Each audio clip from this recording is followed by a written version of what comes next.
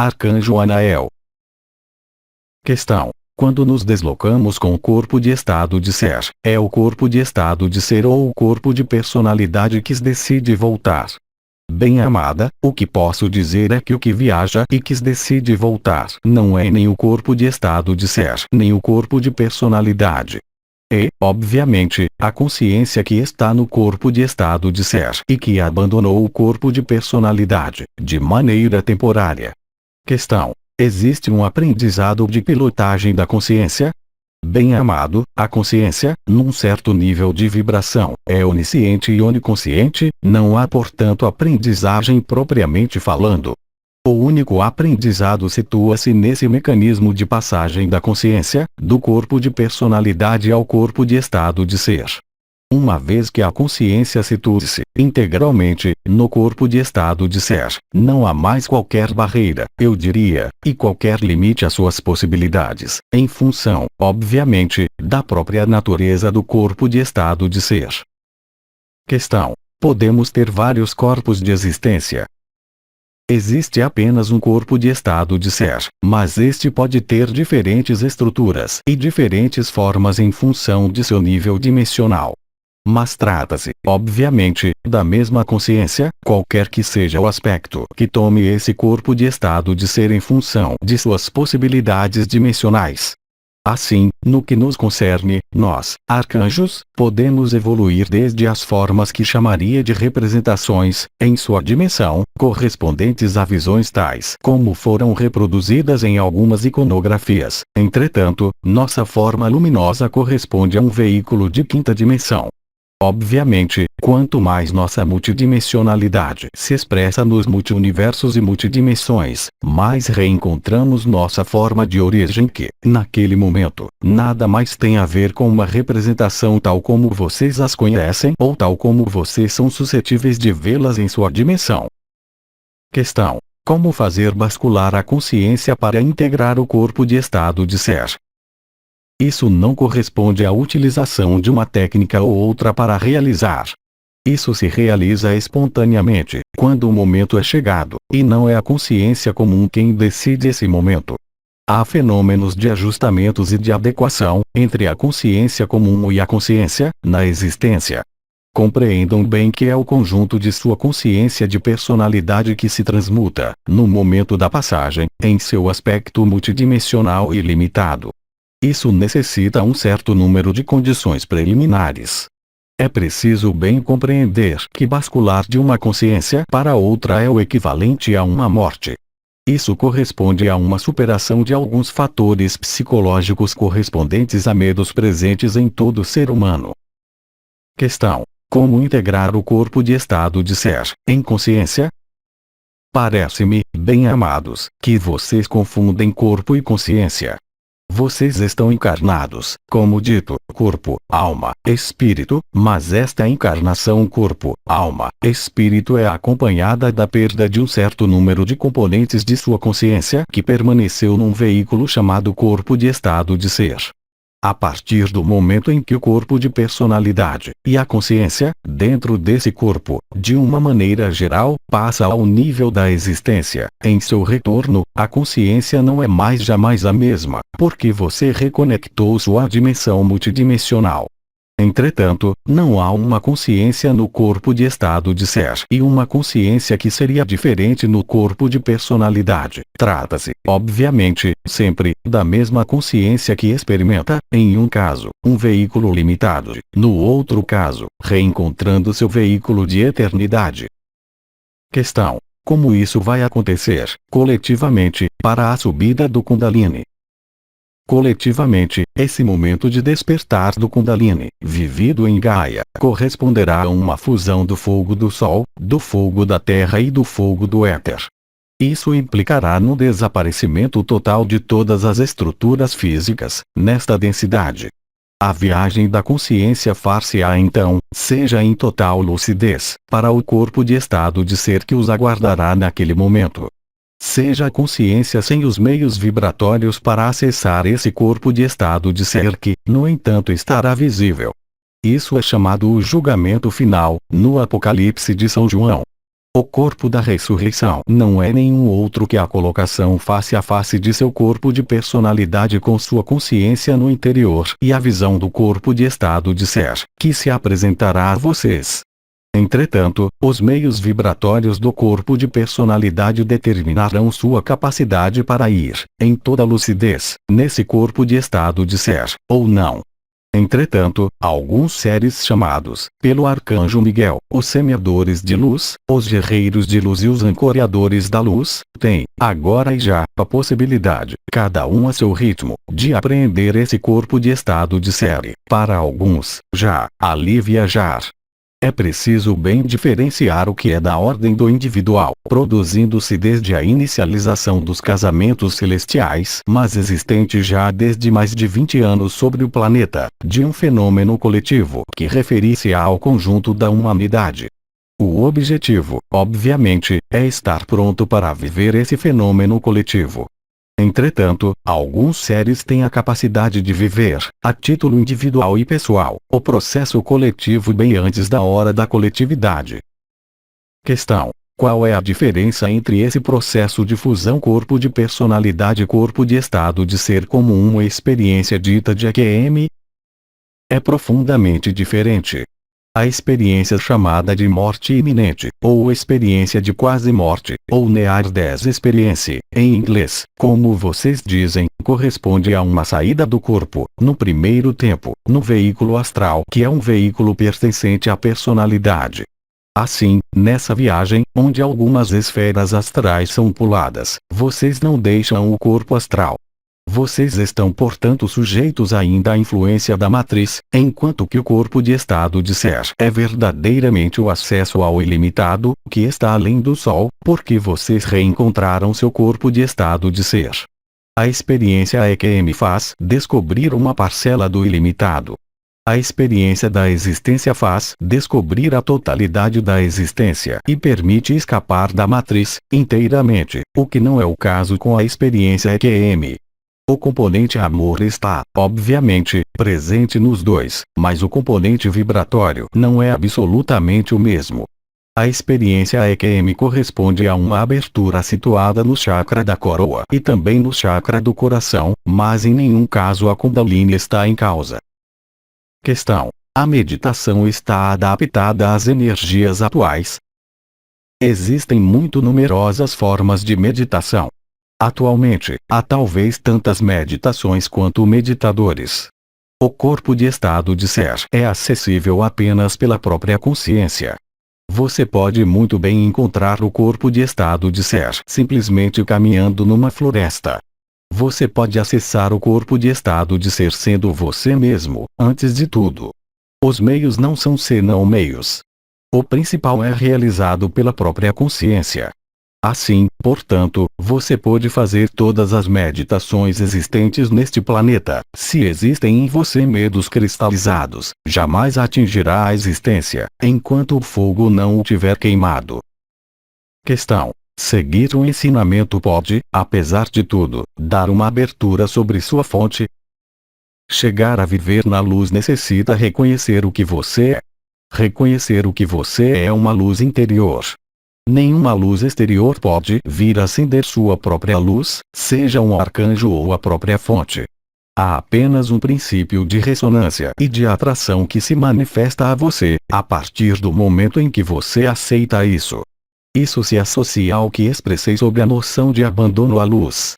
Abandonar-se à luz necessita matar, literalmente, em si, todas as crenças, todas as suposições, aceitar olhar-se a si mesmo, voltar seu olhar para si, ir para além das imperfeições existentes na personalidade, ir além das feridas, ir além do que fez sua vida hoje.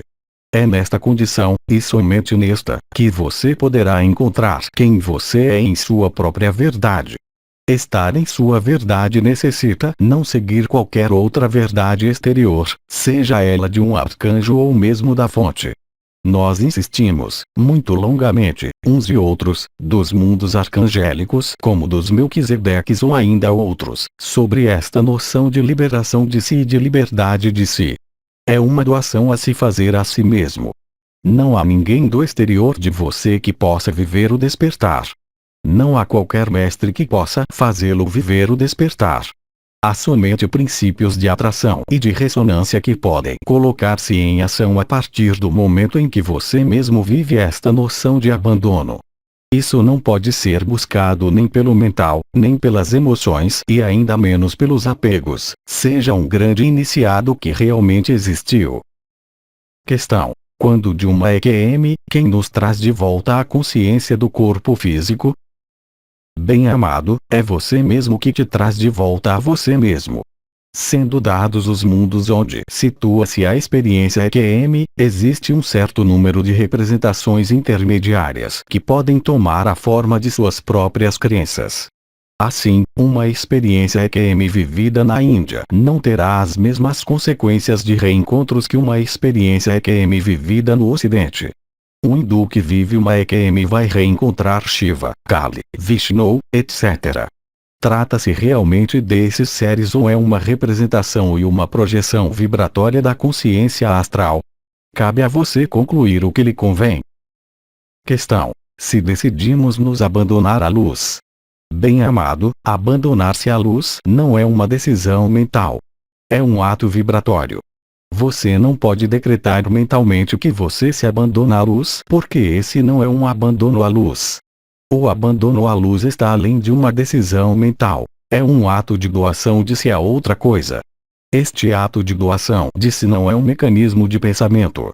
É um ato da consciência e um ato vibratório, independentes de toda decisão mental. É nisso que está por vezes o mal-estar, para o ser humano, de conceitualizar esta noção de abandono mental. Enquanto ele permanece conceitualizado, ele não pode ser vivido, até o momento preciso em que a consciência compreende o que quer dizer o abandono. Questão: abandonar-se à luz não vem de um pensamento, isso significa que se pode abandonar-se à luz e continuar a pensar. Bem-amado, na condição de não pensar no abandono à luz. Você pode efetivamente viver o abandono à luz mesmo pensando no que tem a comprar amanhã para seus cursos. Isso é completamente irreal. Alguns de vocês podem pensar em coisas totalmente fúteis para permitir, justamente, o abandono à luz. Mas se seu pensamento se volta para o abandono à luz, você não estará no abandono à luz.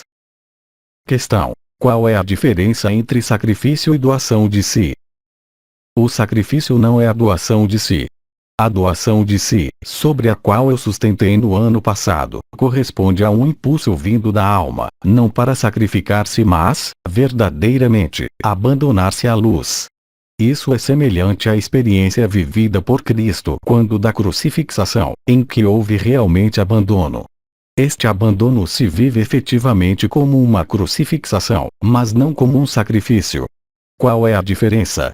O sacrifício é algo consentido pelo mental, enquanto que a doação de si é consentido pela alma e pelo espírito e não recorre a uma conotação, vamos dizer, de moral, espiritual ou mesmo da personalidade. O abandono à luz é uma doação de si e jamais um sacrifício. O sacrifício ocorre depois, mas não se trata de sacrifício voluntário. Trata-se de uma etapa específica que corresponde ao que foi chamado, simbolicamente, a ressurreição. Questão: mas Cristo se sacrificou? Bem-amada, eu me permito intervir. Cristo não se sacrificou, ele foi sacrificado. Entretanto, estava consciente de que seria sacrificado. Isso permitiu um certo número de coisas, no plano da consciência humana, que eram necessárias, e esse era seu papel. Mas o sacrifício de Cristo não é um sacrifício dele mesmo, mas um sacrifício da humanidade para Cristo. Isso é um pouco difícil a aceitar e a compreender. Esta noção de sacrifício é algo que frequentemente recorre, em sua humanidade, à famosa trilogia que vocês chamam carrasco, vítima, salvador, é exatamente a mesma coisa. A doação de si a que me referi, no sentido do abandono à luz, não evoca qualquer noção de sacrifício, não evoca qualquer noção de salvador, de carrasco ou de vítima. Ao contrário, trata-se de uma forma de maturidade e de tornar-se ao mesmo tempo adulto e voltar a ser como uma criança. Questão: Anael utilizou os termos de guerreiro de luz, portador de luz, semente de estrela. Qual é a diferença? A denominação semeador de luz corresponde à capacidade de um ser humano que viveu despertar, manifestar esta luz e semeá-la, não para querer, mas simplesmente para estar nesta luz, a fim de que aqueles dentre seus irmãos que estão prontos possam, pelo efeito espelho, olharem-se no interior desta luz. Os guerreiros da luz é um termo micaélico para aqueles que têm suficiente força ainda na personalidade e que viveram o despertar nesta luz e que são capazes de desencadear, por sua personalidade, o que chamamos um fogo por atrito no ambiente. São realmente guerreiros porque, tendo vivido a vibração da unidade, tendo vivido o despertar, eles são capazes de descer novamente, de maneira temporária, em sua personalidade, para exprimir esse fogo, a fim de desencadear um fogo, não do coração, mas pelo atrito, junto aos interventores que encontram. Agora, a denominação semente de estrela é comum a todos os seres humanos, tenham consciência ou não, estejam no despertar ou não. Não há um ser humano sobre este planeta que não seja uma semente de estrela. Simplesmente, o afirmar e o viver não são a mesma coisa. Questão: o abandono à luz é a aceitação total do que é, chamando a luz? O abandono à luz compreende, efetivamente, um componente que poderia ser chamado deixar ir ou, como você o chama, total deixar ir, mas o total deixar ir é uma ação consciente do mental. Eu posso apenas te remeter à imagem de Cristo sobre a cruz quando ele diz, no primeiro tempo Eli, lama sabachthani, meu Pai por que me abandonastes? E ele termina dizendo, que tua vontade se faça e não a minha. O princípio do abandono à luz corresponde a esse princípio, que não é uma afirmação mental, mas justamente um abandono do mental a algo que o supera e que situa-se nas esferas não pertencentes à vida comum. Portanto, há efetivamente um certo componente de total deixar ir, desapego, mas, ainda uma vez, situa-se além disso. Esse processo de abandono à luz corresponde às frases que acabo de pronunciar, que foram pronunciadas por Cristo, mas que todos e cada um devem pronunciar, a fim de abandonarem-se e de mostrarem a prova de seu abandono, e não ainda um comércio com a luz, mas, sim, o real abandono à luz. Questão: existe um plano de consciência específico para cada um de nossos corpos? Bem-amado, cada corpo está em ressonância privilegiada com um ponto. Esse ponto é chamado chakra, essa roda de energia está situada em diferentes lugares do corpo. Obviamente, cada corpo e cada função está em relação direta com um desses chakras. Questão: há um plano dimensional específico associado a cada um desses corpos?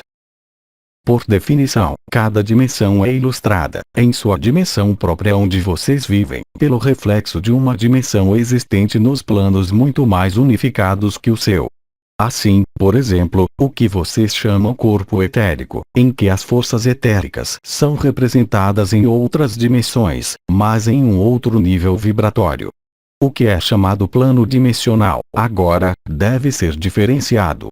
Em sua dimensão dissociada, pode-se dizer, deste modo, que cada dimensão é portadora da imagem de outras dimensões.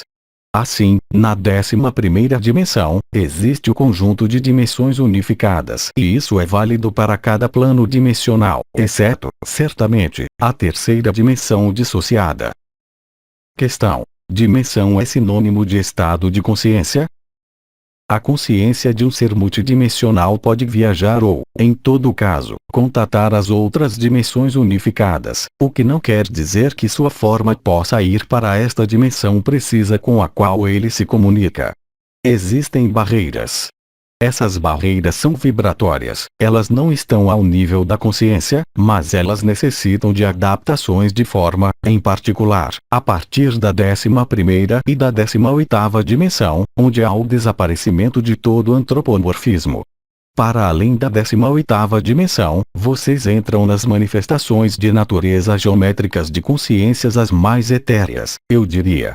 Assim, por exemplo, um arcanjo ou um anjo pode viajar em certas dimensões unificadas. Ele pode estar em contato, obviamente, com a fonte, com esferas de consciência onde não há acesso, pela sua forma. Entretanto, ele está em contato direto com esses planos. Questão: pode-se comunicar com a alma de uma pessoa que está no coma? Isso é possível, o que não quer dizer que seja evidente, mas, entretanto, isso pode existir.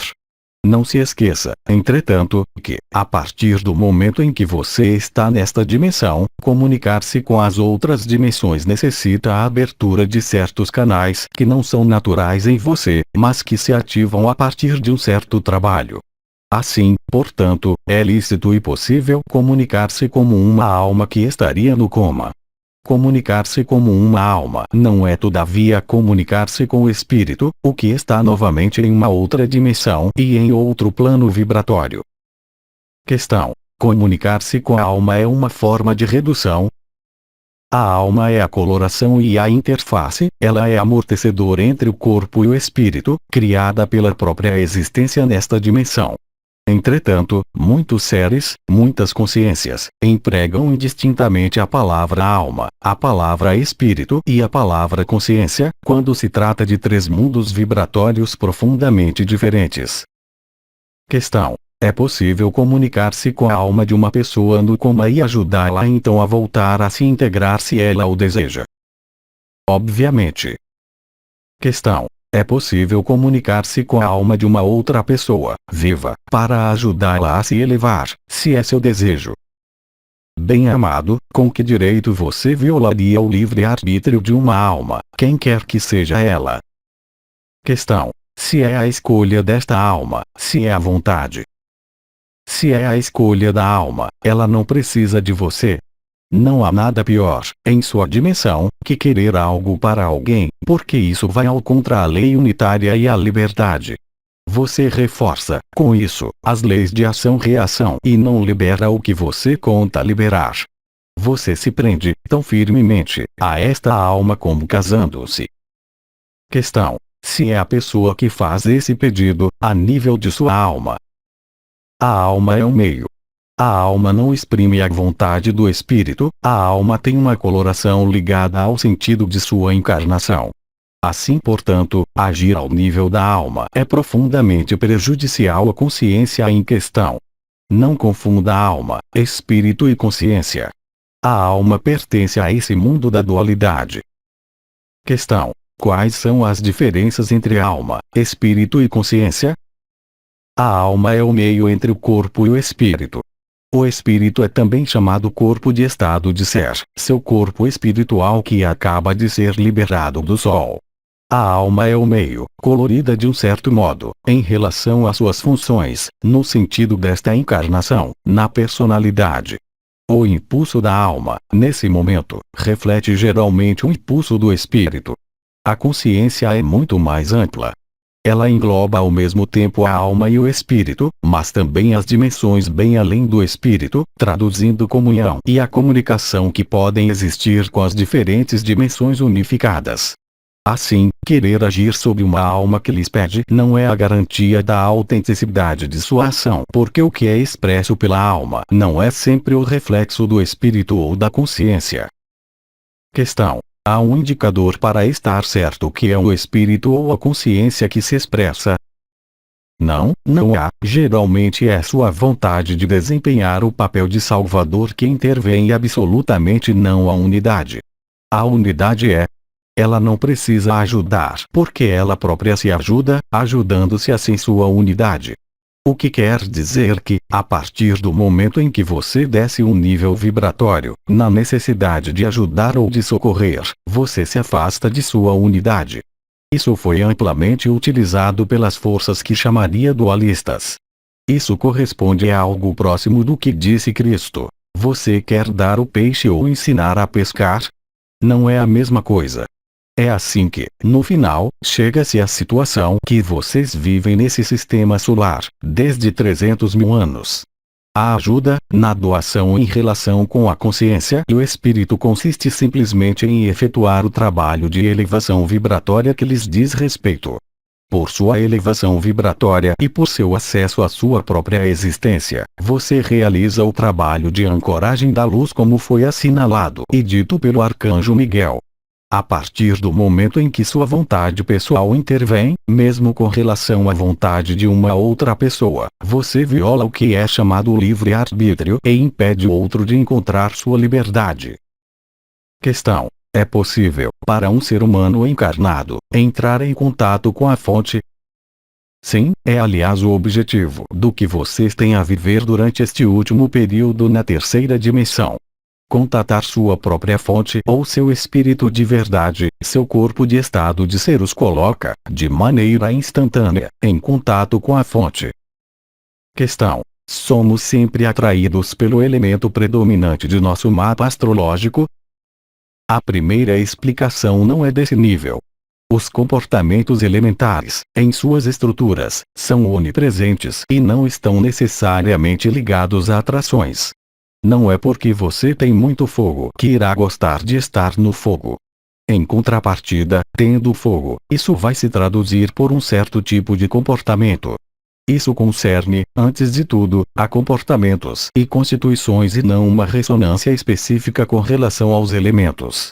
Assim, no que concerne à questão anterior, isso não quer dizer que esta pessoa é necessariamente do signo da água ou tem muita água em seu mapa astrológico. Não temos mais perguntas, agradecemos. Então, eu lhes digo até muito breve, para continuar.